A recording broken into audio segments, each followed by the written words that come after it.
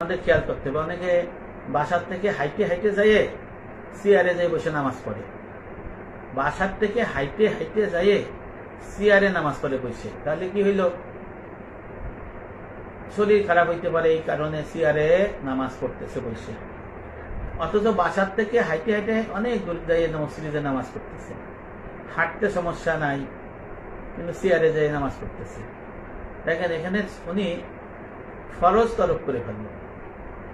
চেয়ারে বসলে দাঁড়ানোটা এক কাজ করা যায় যে চেয়ারে যদি নিচে যদি বসতে না পারে তাহলে তার কি করতে হবে?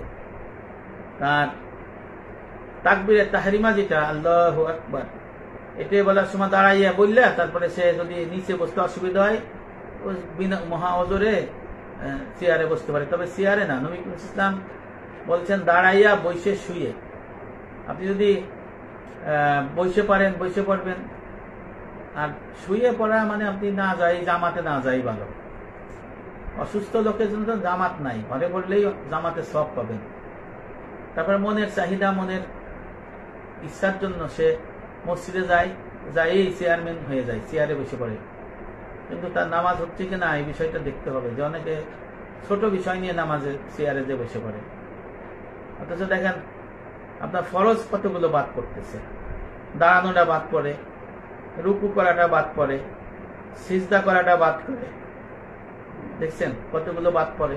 এতগুলো ফরজ যদি মহা ওজর ছাড়া বাদ পড়ে তার নামাজ তো প্রবলেম হয়ে যায়। এখন অবশ্য হয়েছে যে ভাইও আপনি যে হাইটে হাইটে আইলেন, এই যে নামাজের ভেতরে বাইরে যে 13টা ফরজ আছে, ভিতরে যে 6টার মধ্যে একটা যে দাঁড়াই কিয়াম করা, আরবি কিয়াম দাঁড়ানো, এইটা যদি আপনি বিনা ওজরে তরক করেন আপনার নামাজ হবে না, দৌড়াইও পড়তে পারবেন না, সুসিজদা হবে না, অর্থাৎ নামাজ বাতিল। পড়া না পড়া একই কথা, তাহলে মসজিদে এসে লাভ হলো কি?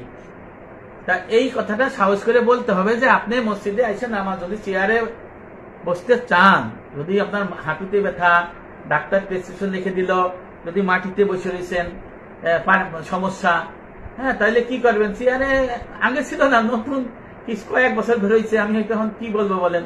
চেয়ারে যদি সত্যি বসতে হয় আপনি আগে কিয়াম করবেন দাঁড়াইয়া, আল্লাহু আকবার, তারপরে বসেন। আপনি দাঁড়িয়ে বসে চেয়ারম্যানগিরি করিয়া নামাজটা নষ্ট করেন না। ইমাম সাহেবরাও এই কথা বলবেন সবাইকে। এরপরে আসেন যে রুকু দাঁড়ায় না, সে কিন্তু ইচ্ছে করে দাঁড়াইতে পারে, কিন্তু সে দাঁড়াচ্ছে না, সেখানে বসেই ইশারায় করতেছে।